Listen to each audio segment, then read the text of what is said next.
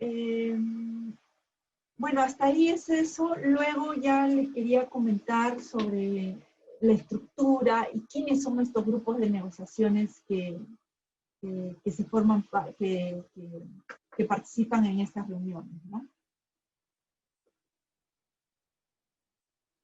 Me disculpan, la gráfica está en inglés. Uno de los temas también que pasa en estas negociaciones es que todo se hace en inglés. Entonces, muchos de los documentos que se generan en los diferentes tipos de reuniones que se desarrollan, todo es en inglés. Entonces, ese es uno de los puntos también, porque hay es una dificultad para algunos países, ¿no? Poder hacer las negociaciones en un idioma que no es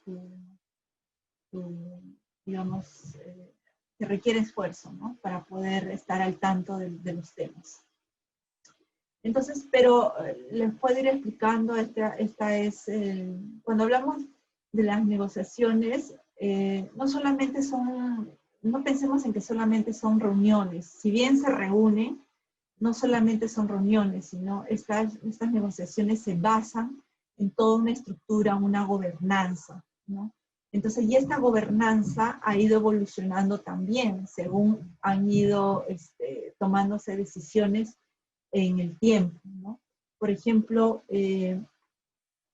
durante el año 2011 al 2015, por ejemplo, que es esta primera etapa, tenemos digamos, como órganos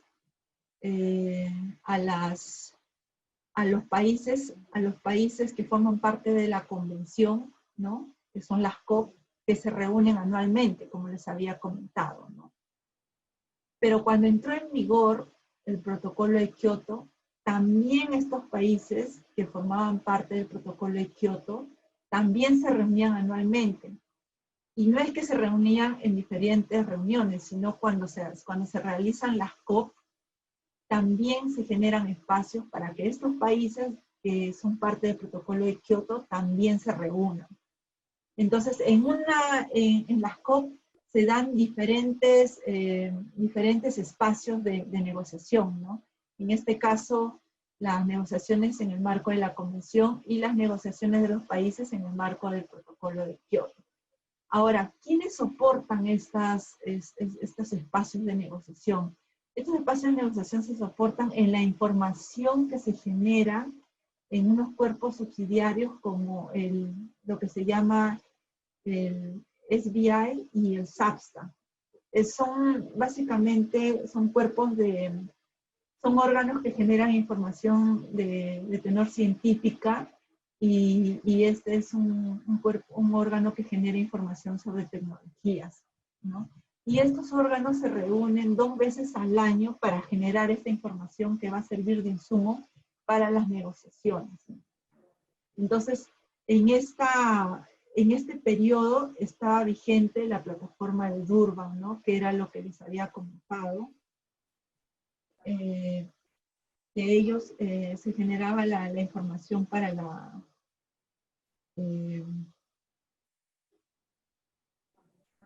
instalación del protocolo de Kioto. Y bueno, luego ya las herramientas de implementación. Por eso es que cuando se inicia ya la etapa del 2016 al 2018, como podrán ver, aquí ya no está este órgano de apoyo, ¿no? Sino ya vemos, o sea, sigue todavía se mantiene las reuniones de la COP, que son de la Convención Marco de las Naciones Unidas, se reúnen todavía el protocolo de Kioto porque todavía está vigente, y también hay las reuniones de las partes que forman parte del Acuerdo de París, ¿no? Entonces aquí en este periodo tenemos todavía las partes que forman parte de estos tres, ¿no? De estos tres espacios, de la Convención Marco, de los países que están en el protocolo de Kioto y de los países que forman parte del Acuerdo de París. Estos tres siguen soportados en estos órganos que les comentaba, que se reúnen 2 veces al año y que generan la información para las negociaciones, ¿no? En este caso, durante este periodo, estuvo vigente este órgano también, que era un cuerpo de apoyo, ¿no? Que generaba, que tenían como, estos tenían objetivos específicos, ¿no? Que era básicamente generar las guías para la implementación del Acuerdo de París, que se adoptó, como les comentaba, en el año 2018, se adoptó esas guías, y por eso es que ahora, a partir del 2019, como podrán ver, ya no está. A partir del 2019 lo que tenemos de igual forma es todavía las reuniones de los países que forman parte de la Convención, las reuniones que los países sostienen para el marco del Protocolo de Kioto, y los países que están en el marco del Acuerdo de París, ¿no? Entonces, a partir del 2019 en adelante se mantienen todavía estos tres órganos, estos cuerpos. Los países se siguen reuniendo para tratar estos temas, porque todos están vigentes. El Protocolo de Kioto está vigente incluso hasta el 2020, ¿no? Que no les había comentado el segundo periodo, pero todavía no entra en vigor, así es que va a ser tema de discusión en la siguiente COP, ¿no? Es probable cómo se va a seguir manejando. Y sigue todavía, estos sí son cuerpos permanentes, ¿no? Estos son permanentes, ¿no? Son los que van generando la información para las negociaciones. Entonces, como pueden ver, esta estructura es cómo están organizados, ¿no? Es cómo está organizado para seguir las discusiones, para hacer las negociaciones de los diferentes temas que se van desarrollando en cada reunión de las partes, ¿no? Eso es lo más resaltante de esta figura, ¿no? Que hay cuerpos permanentes y por cada tema que se va a tratar se establecen como comisiones específicas que no son permanentes, sino solamente son temporales para un objetivo específico, ¿no? Y luego ya van desapareciendo. Luego, esto inclusive es mucho más complejo de lo que se ve, porque internamente cada órgano, ¿no? El órgano de la Convención Marco tiene sus diferentes comités que van generando la información, o que se van desarrollando los diferentes lineamientos que se van definiendo en las reuniones de las partes, ¿no? El Protocolo de Kioto también tiene sus diferentes comités. En el Acuerdo de París, por ejemplo, hay diferentes comités también. Uno de los comités importantes, por ejemplo, que está dentro del órgano del Acuerdo de París, es el Comité de la Creación de Capacidades. ¿Por qué? Porque se han definido una serie de compromisos que los países que conforman parte del Acuerdo de París tienen que reportar a la Convención. Entonces, los países todavía necesitan, en desarrollo sobre todo, todavía necesitan asistencia en el sentido para poder desarrollar las herramientas que requieren para poder reportar la información, ¿no? Entonces hay una serie de capacitaciones que se tienen que generar y que se brindan al país para poder generar la información, ¿no? Enfatizamos eso en esta parte. Esto es importante. Los países en desarrollo piden la creación de capacidades para poder cumplir los compromisos, ¿no? Eso es lo más resaltante de esta gráfica, ¿no? Y que bueno, que hay un mecanismo de financiamiento que tiene que soportar los diferentes objetivos de los comités, ¿no?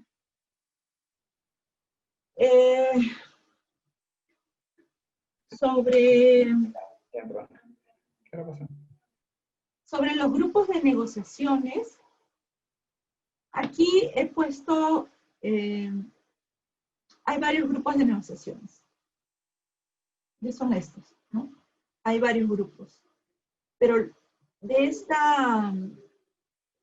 estos grupos que están en esta lámina, por ejemplo, lo que tenemos que resaltar son dos, básicamente, que es el G77 más China y la Unión Europea, ¿no? El G77 es un grupo de más o menos 130 países. No me tengo los números en la cabeza, pero básicamente es un grupo supremamente, ahí está, 130 países, ¿no? Entonces es un grupo que tiene un importante número de países. Entonces es muy fuerte. Inclusive está China también, ¿no?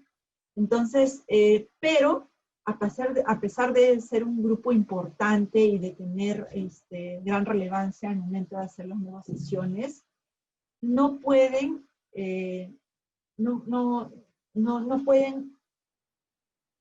pueden hacer grandes aportes porque como es un grupo muy heterogéneo, se dispersan. Entonces no logran un objetivo en común, no logran tener un objetivo en común, entonces al final no logran llevar una sola voz al momento de hacer las negociaciones. Tienen diferentes, cada país tiene diferentes intereses, y por eso es que a pesar de ser un gran bloque, no logran el objetivo, no logran ser una sola posición al momento de hacer las negociaciones. Diferente es el caso de la Unión Europea, por ejemplo, ¿no? La Unión Europea. La Unión Europea son 27 países. Y este grupo es importante en el sentido de que, como ellos ya han estandarizado sus políticas, porque, digamos, la Unión Europea ha estandarizado, ¿no?, todas sus políticas nacionales e internacionales, entonces sí logran adoptar una posición en común y tienen una integración económica regional, ¿no? Entonces ellos sí logran, ellos son muy fuertes en el sentido de que llevan una posición bien establecida y son un grupo fuerte al momento de las negociaciones. Los otros grupos son grupos, por ejemplo, el grupo Paraguas es un grupo de países desarrollados que no pertenecen a la Unión Europea y que se adoptó después de la adopción del protocolo de Kioto, ¿no?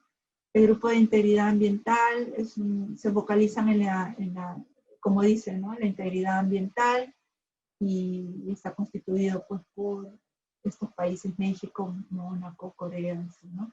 Pero de esta lámina, como les mencioné, lo más relevante son la Unión Europea, que si bien no son tantos como el grupo de G77 y China, pero tienen una gran diferencia, que ellos sí logran una posición en común, y el grupo del G77 más China, lamentablemente no logran tener una posición común porque son muy heterogéneos, tienen realidades muy distintas y no pueden tener una misma posición, ¿no? Esa es la desventaja. Por eso es que los países, a pesar de que están en este grupo G77 en China, también se unen, también participan a través de otros grupos, ¿no? Entonces, un país puede estar en diferentes grupos. Se va acoplando de acuerdo a los intereses o las temáticas que va impulsando cada grupo, ¿no? Por ejemplo, aquí tenemos el grupo africano, que también forma parte del G77, pero este grupo africano está especialmente preocupado por la consideración de los países africanos en las transferencias tecnológicas, por ejemplo, en temas de adaptación, transferencia tecnológica, ¿no? Luego tenemos a los países menos desarrollados, ¿no?, que también son los países africanos, y que ellos también defienden sus intereses con respecto a la vulnerabilidad y adaptación al cambio climático, porque, digamos, son los primeros países que sufren los efectos del cambio climático, ¿no? Entonces ellos hacen énfasis en esos temas, ¿no? Luego la Alianza de Pequeños Estados Insulares, son estos países que están sobre el nivel del mar, ¿no?, que son vulnerables al incremento del nivel del mar, y que tienen una postura en común precisa, ¿no? Ellos, ellos actúan como bloque importante para los temas de estos grupos de países, ¿no? Ellos, por ejemplo, en las negociaciones son los que hablan mucho del tema de pérdidas y daños, que es un tema que ha ido cobrando relevancia, pero que lamentablemente no, los países desarrollados le ponen, les ponen trabas en el sentido de que les piden o requieren evidencia científica de que realmente, por ejemplo, el impacto del cambio climático sobre el incremento del nivel del mar se deba al, o sea, se deba o que los daños que ocurrieran por el incremento del mar, ¿no? Los daños que se ocurrieran en su territorio por ese impacto, realmente se deba al cambio climático, ¿no? Entonces ellos no ponen como pretexto de que realmente tienen que demostrar con evidencia científica de que eso ha ocurrido por el impacto del cambio climático. Entonces ahí un poco se queda el tema digamos, en la falta de demostración con evidencia científica.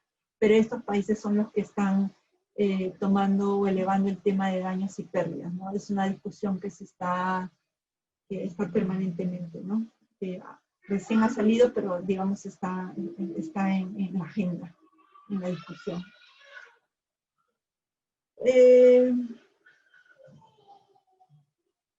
El grupo GRULAC es un grupo de países de hispanohablantes y de otros idiomas, ¿no? De otros idiomas. Y eso hace de que no haya decisiones, no logren tomar, digamos, esa es la diferencia cultural que existe entre estos países que conforman este grupo, no hayan decisiones, una misma postura, ¿no? No actúan como un bloque. Lo que hacen es, básicamente, en las reuniones que tienen estos países son decisiones operativas, ¿no?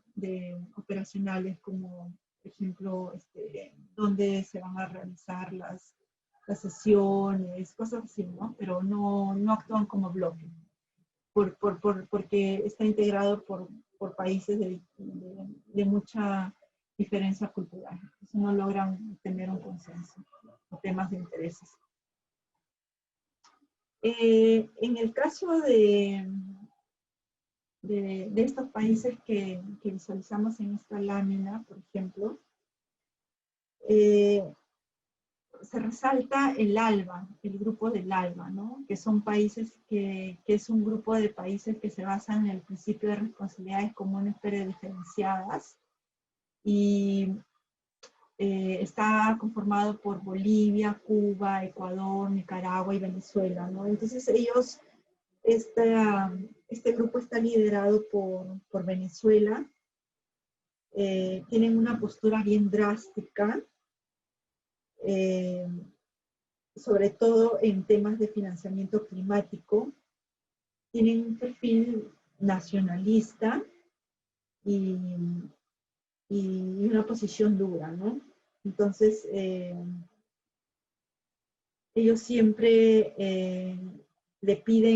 siempre están pidiendo o exigiendo responsabilidades a los países desarrollados, siempre exigen el apoyo de financiamiento para la implementación de todos los compromisos que se asumen en el marco del Acuerdo de París. Y ellos, un tema que sí es interesante y que sí es loable, es que ellos exigen el respeto a los pueblos indígenas, ¿no?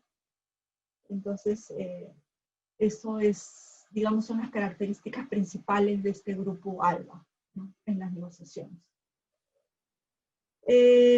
El grupo BASIC, básicamente, como pueden ver, son son países emergentes, ¿no?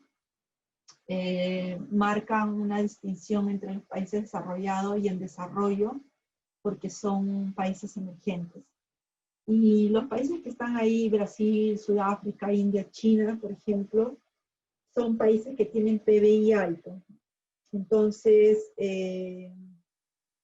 tienen agendas específicas y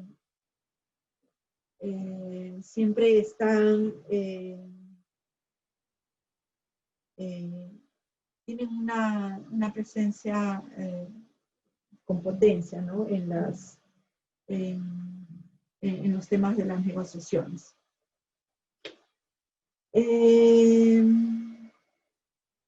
Luego, finalmente, bueno, el grupo de afinidad sobre cambio climático al desarrollo, que son las LMDC, son países que promueven las metas de sostenibilidad ambiental y desarrollo económico. Está Argentina, Bolivia, Cuba, Ecuador, Nicaragua, Venezuela. Básicamente tienen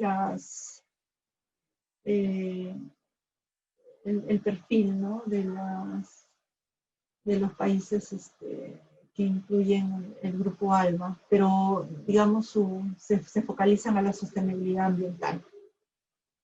Y AILAC es uno de los grupos a la cual el Perú también pertenece. Nosotros participamos en este grupo. Como les comentaba, un país puede participar en diferentes grupos, como han podido ir viendo en los diferentes grupos que les he ido comentando, ¿no? Y en el caso de AILAC, por ejemplo, busca acelerar posiciones entre países del norte y sur. Son más conciliadores, ¿no? Lo que se busca es llegar a acuerdos. Dentro de este grupo está Chile, Colombia, Costa Rica, Guatemala, Panamá y Perú, ¿no? Son como 100 países que conforman este grupo, ¿no?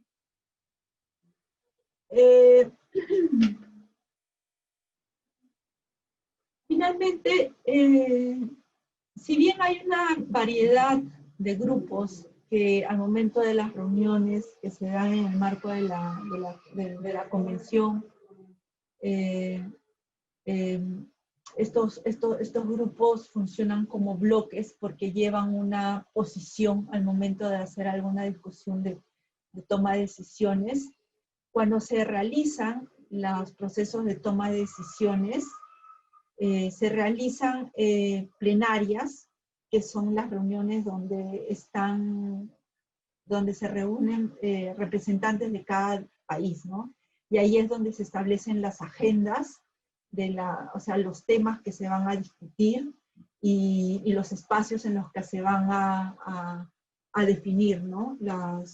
Cómo se va a desarrollar esos temas. Ahora, ¿cómo se toman las decisiones en estos espacios de negociación? La única forma de llegar a un acuerdo o de tomar alguna decisión en estos espacios es por consenso, porque no hay una regla de votación. Entonces, en este sentido, basta que un solo país no esté de acuerdo con alguna palabra de algún texto, no hay acuerdo. No hay acuerdo así. O sea, es tan sensible este tema que si un país no está de acuerdo con alguna palabrita de algún texto, simplemente se detiene digamos, el avance, ¿no? Algún acuerdo que se pudiera llegar a tener simplemente se detiene, porque algún país no está de acuerdo. Y así. Por eso es que estos procesos de negociaciones son de largo, o sea, son procesos muy largos, porque se va negociando, como dice la palabra, ¿no? Cada tema se va negociando, entonces hasta que todos los países estén de acuerdo, incluso en la forma en la que se redacta, se tiene mucho, mucho cuidado en la forma que se redacta. Entonces, hasta que todos los países no estén de acuerdo, no se toma una decisión. Por eso es que estos procesos de negociación son sumamente largos. Y las horas, por ejemplo, estas reuniones empiezan de día y terminan al siguiente día. O sea, los equipos que participan en estos procesos de negociación entran de día y salen de día, ¿no? O sea, salen al día siguiente a veces, porque son sumamente extenuantes, son sumamente detallados las revisiones que se hacen, las discusiones que se toman, ¿no? Entonces, por ejemplo, aquí esta gráfica simplemente es para resumir que se desarrolla una plenaria, que es donde se establecen los temas, y luego ya se van desarrollando grupos más chiquitos, para tratar de llegar a un consenso. Y luego ya estos consensos, estas discusiones ya se elevan otra vez a la plenaria, donde se discute si lo que se ha negociado es de consenso o no, ¿no? Entonces acá simplemente son algunas imágenes de cómo se va desarrollando estas reuniones, ¿no? Entonces esta primera parte, por ejemplo, la imagen del lado derecho, o izquierdo digo, de donde están esa sala grande, esas son las plenarias, por ejemplo, donde están los representantes de cada país y se da inicio a la reunión, se establecen los temas de agenda. Y luego las otras imágenes son las diferentes reuniones que se hacen en espacios mucho más pequeños, donde se van discutiendo temas específicos para finalmente llevar el tema ya a la plenaria, ¿no? A la discusión final ya, para tomar acuerdos. Entonces ahí ven grupos pequeños, se hacen reuniones bilaterales, cada tema que va saliendo, los países se van agrupando según afinidad, según los grupos establecidos, se van reuniendo y van discutiendo, ¿no? Estas son las imágenes que más o menos reflejan cómo es el trabajo de las discusiones o de las negociaciones en estas reuniones, ¿no? Ahora, ¿pero quiénes más participan en estas reuniones? No solamente participan los representantes de los países, sino también, o sea, representantes oficiales de los países, quiero decir, sino también participan otros actores, como por ejemplo los grupos jóvenes, también van el sector privado, van ONGs ambientales, pueblos indígenas, academia, administración local, municipalidades, una serie de actores, pero van como observadores, ¿no? Pueden dar su punto de vista, ¿no? en estos espacios donde se les permite participar, porque no participan en todos los espacios. En las plenarias, por ejemplo, no participan, pero sí participan en otros espacios en las que sí puedan dar su punto de vista, pueden dar sus propuestas, ¿no? Y se toman en cuenta. Como dice ahí, ¿no? Pueden participar en las negociaciones y hacer declaraciones, en algunos casos pueden enviar su punto de vista, pero no pueden emitir opinión, voto, ni objetar nada, ¿no? Pero sí pueden generar insumos, ¿no? Pueden generar insumos desde el punto de vista. Y también participan activistas, ¿no? Los activistas son los que hacen el lobby, hacen manifestaciones de protestas durante estas reuniones, ¿no? Y generalmente promueven el liderazgo del país anfitrión, que es lo que les comentaba, ¿no? El objetivo de desarrollar estas reuniones en diferentes países es promover el liderazgo, ¿no? Para que internamente también se dinamice los diferentes acuerdos que se pudieran tomar en estas reuniones, ¿no? Y eso empodera al país. Lo que es comúnmente es que estos activistas siempre van a criticar, ¿no? El proceso largo de las negociaciones que les comentaba, es un proceso largo, y la falta de consenso, la falta, ¿no? de que se pongan de acuerdo los países hace que los avances sean muy limitados, ¿no? El avance es muy lento. Entonces, generalmente ellos cumplen un rol de presionar, ¿no? De presionar a los países para que avancen, ¿no? Y se tomen decisiones en favor de la humanidad, ¿no? Bueno, hasta aquí creo que me he pasado unos minutos con la disculpa de los participantes. Esto es más o menos cómo funciona, cómo se ha ido desarrollando en la historia de las negociaciones sobre cambio climático en el mundo, ¿no? Ha ido evolucionando desde que desde la era preindustrial, donde lo más importante era el desarrollo económico, ¿no? Ha ido entrando poco a poco el tema de la importancia de la conservación del ambiente, y gracias a la evidencia científica que se ha ido generando en ese tiempo, se ha ido tomando con tono de urgencia el tema del cambio climático. El cambio climático ha ido entrando también de una forma más dinámica en las agendas, en la política internacional, ¿no? Y esto ha dado pie pues a una serie de acciones, ¿no? Que han ido evolucionando de forma no como la que quisiéramos, porque lamentablemente los impactos del cambio climático han ido avanzando mucho más de lo que esperábamos, ¿no? De forma abrumante, de forma preocupante. Entonces, por eso es que hay una exigencia por parte de los países en desarrollo, por parte de estos países que somos afectados directamente por las consecuencias ya del cambio climático, en que los países, los políticos, asuman realmente el tema, el pleito del cambio climático, y puedan actuar rápidamente y asumir compromisos mucho más ambiciosos, ¿no? Para poder enfrentar el cambio climático. Eso básicamente como modo de resumen sobre este tema, ¿no? Sobre las negociaciones sobre el cambio climático a nivel internacional. Y tal vez si tuvieran alguna consulta, en todo caso, yo este material se los voy a dejar. Hay algunos links de intereses que pudieran revisar, y quedo a su disposición más adelante también, ¿no? Muchísimas gracias. Muchas gracias, señora Margot, por su ponencia.